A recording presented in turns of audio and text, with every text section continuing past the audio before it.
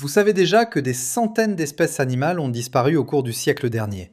Mais vous n'avez probablement jamais vu les dernières photos prises de ces créatures avant qu'elles ne s'éteignent. Parce qu'à l'époque où ces animaux disparaissaient, peu de gens pensaient à documenter leur fin. Quand la photographie s'est démocratisée dans les années 1900, tout a changé. Dans cette vidéo, je vais vous montrer les 7 dernières photos jamais prises d'animaux que les humains ont effacées de la Terre. Numéro 7, le tigre de Bali. Imaginez marcher dans une forêt tropicale si dense que le soleil ne touche presque jamais le sol. Des lianes pendent partout. L'humidité colle à votre peau. Et quelque part dans cette jungle, un prédateur vous observe sans faire le moindre bruit. Le tigre de Bali était le plus petit tigre du monde. Il ne pesait qu'environ 100 kg. Mais il dominait complètement l'île de Bali en Indonésie. Dans les années 1800, on estimait qu'il y en avait plusieurs centaines. Ils vivaient dans les forêts montagneuses du nord de l'île. Les villageois balinais les considéraient comme sacrés. Personne ne les chassait. Mais tout a basculé quand les Hollandais ont colonisé l'île. Les chasseurs hollandais organisaient des battues rémunérées dans les villages. Ils offraient de l'argent pour chaque tigre tué. Les forêts ont été défrichées pour planter du café. C'est pourquoi les tigres n'avaient plus nulle part où se cacher. En quelques décennies, ils ont tous disparu. Le dernier tigre de Bali a été abattu en 1937 dans le nord-ouest de l'île, une femelle adulte. Un chasseur néerlandais l'a tué et a pris une photo du corps. Ce que vous regardez maintenant, c'est l'image finale. Après ça, il n'y en a plus. Depuis ce jour, personne ne l'a jamais revu. Un rappel glaçant de ce qu'une politique coloniale peut effacer en moins d'un siècle. Numéro 6. Le dauphin de Chine. Le dauphin de Chine était le seul dauphin d'eau douce vivant dans le fleuve Yangtze. Il avait une particularité étrange. Ses yeux étaient presque aveugles. Il ne voyait presque rien. Mais ça n'avait aucune importance, parce qu'il utilisait l'écholocalisation pour naviguer. Il émettait des clics sonores qui rebondissaient sur les objets. C'était son radar personnel. Pendant des millénaires, des milliers de ces dauphins ont nagé dans le Yangtze. Les pêcheurs chinois les appelaient Baiji, ce qui signifie déesse du fleuve. Ils considéraient que les voir portait chance. Dans les années 1950, on comptait encore environ 6000 individus. Ils nageaient en groupes de 10 ou 20. Leurs clics remplissaient le fleuve d'une symphonie invisible. Mais voilà ce qui s'est passé. Le gouvernement a construit le barrage des Trois Gorges, le plus grand barrage du monde. La construction a détruit leur habitat acoustique. Le bruit des navires couvrait leurs clics. Donc, ils ne pouvaient plus se repérer. C'est alors que les collisions avec les bateaux sont devenues fréquentes. Pourtant, personne n'a arrêté la construction. En 2002, le dernier dauphin en captivité est mort. Il s'appelait Chi-Chi. Il vivait dans un aquarium à Wuhan depuis 1980. La photo que vous voyez en ce moment est peut-être la dernière jamais prise de cet animal. En 2006, une expédition scientifique a parcouru tout le fleuve pendant 6 semaines. Ils n'ont trouvé aucun dauphin, pas un seul. C'est tout ce qu'il nous reste. Numéro 5, le crapaud doré. Ne confondez pas le crapaud doré avec une grenouille. Ce sont deux créatures très différentes. Le crapaud doré vivait uniquement dans la forêt de Monteverde, au Costa Rica. Une forêt nuageuse perchée à 1500 mètres d'altitude. L'humidité y était constante. Le brouillard recouvrait tout. Et au milieu de cette brume, un petit crapaud brillait comme de l'or pur. Sa peau était d'un orange éclatant, presque fluorescent. On ne le trouvait nulle part ailleurs sur Terre. Dans les années 1970, on en voyait partout dans cette forêt, des centaines à chaque saison des pluies. Ils sortaient tous en même temps pour se reproduire. Les biologistes venaient du monde entier pour les observer. Pendant 2 semaines chaque année, la forêt était remplie de ces créatures dorées. C'était un spectacle que personne n'oubliait jamais. Mais en 1987, tout a changé. Un champignon importé par des chercheurs américains a infecté leur peau. Le champignon s'appelait Batrachochytrium dendrobatidis. Il bloquait leur respiration cutanée. Les crapauds étouffaient lentement. C'est pourquoi des centaines sont morts en quelques semaines. Sans avertissement, l'espèce entière a disparu. En 1989, un biologiste a trouvé un dernier mâle. Il l'a photographié, puis il l'a relâché. Ce que vous regardez maintenant, c'est l'image finale. Après ça, il n'y en a plus. Personne n'a jamais revu un seul crapaud doré depuis cette année-là. Un rappel glaçant qu'un organisme invisible peut effacer une espèce entière en moins de 2 ans. Numéro 4.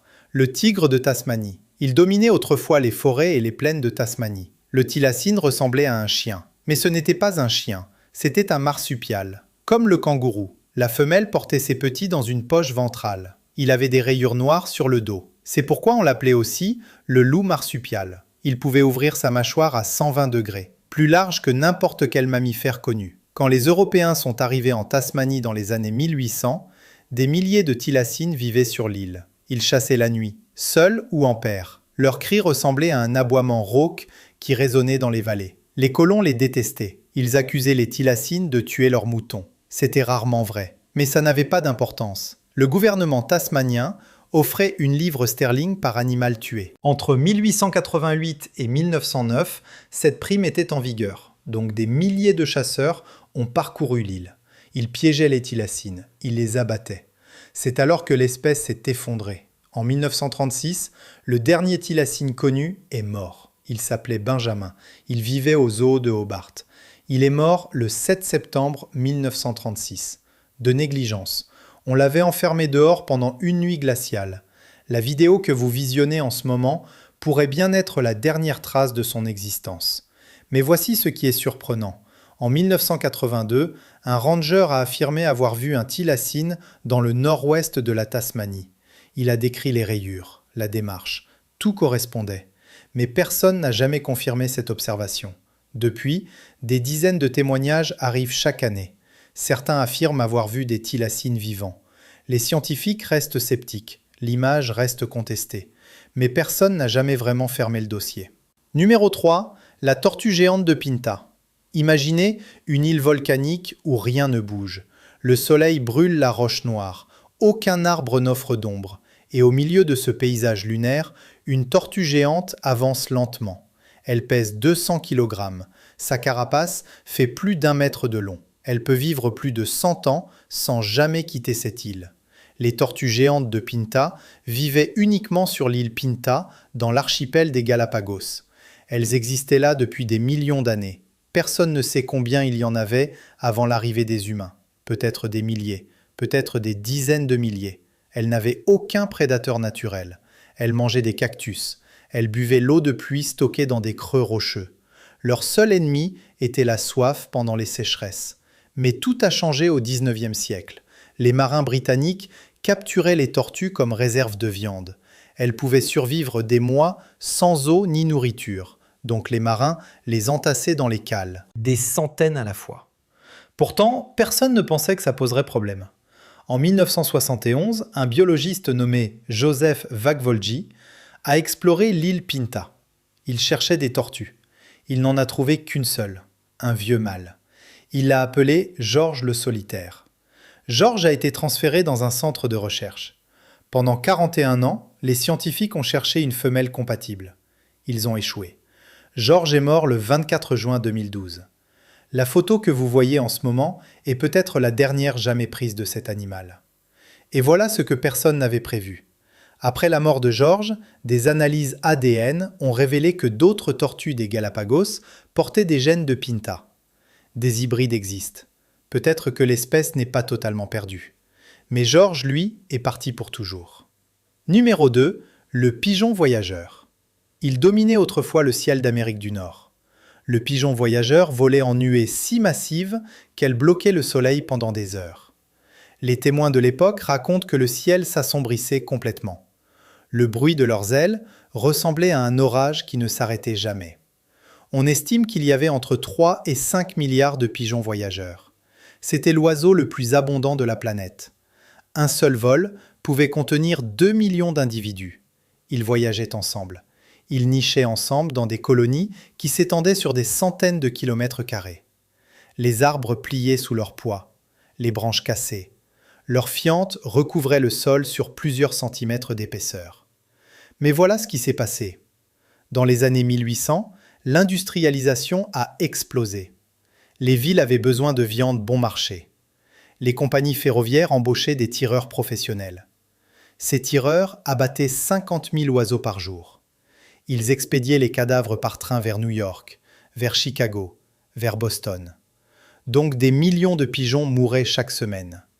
Pourtant, personne ne pensait que ça pouvait les éteindre. En 1900, il n'en restait presque plus. En 1914, le dernier pigeon voyageur connu est mort. Elle s'appelait Martha. Elle vivait au zoo de Cincinnati. Elle est morte le 1er septembre 1914, à 13 heures exactement. Ce que vous regardez maintenant, c'est l'image finale. Après ça, il n'y en a plus. Mais l'histoire n'est peut-être pas terminée. En 2012, des scientifiques ont commencé un projet appelé « 2 extinctions ». Ils extraient l'ADN de spécimens conservés dans les musées. Ils veulent recréer le pigeon voyageur. Certains pensent que dans 20 ans, ces oiseaux pourraient voler à nouveau. Mais pour l'instant, Martha reste la dernière de son espèce. Numéro 1. Le quagga. Le quagga était le seul équidé au monde rayé uniquement sur la moitié avant du corps. Sa tête et son cou portaient des rayures noires et blanches, comme un zèbre. Mais son arrière-train était brun uni, comme un cheval. Cette particularité le rendait unique parmi tous les animaux connus. Il vivait dans les plaines d'Afrique du Sud. Des milliers de quaggas galopaient ensemble dans les prairies. Ils voyageaient avec les springboks, avec les gnous, avec les autruches. Leur hennissement résonnait dans la savane. Un son que personne ne pourra jamais entendre à nouveau. Dans les années 1700, les quaggas étaient partout. Les explorateurs hollandais les décrivaient comme innombrables. Un seul troupeau pouvait contenir des centaines d'individus. Ils broutaient l'herbe sèche, ils buvaient au point d'eau. Ils n'avaient peur que des lions. Mais quand les colons boers se sont installés, tout a changé. Les colons recevaient des terres gratuites pour chaque quagga abattu. Le gouvernement voulait libérer les pâturages pour le bétail. Donc les fermiers ont organisé des battues massives. Ils tuaient des dizaines de quaggas par jour. C'est pourquoi l'espèce s'est effondrée en moins de 50 ans, sans avertissement. En 1878, il n'en restait qu'un seul en captivité, une femelle.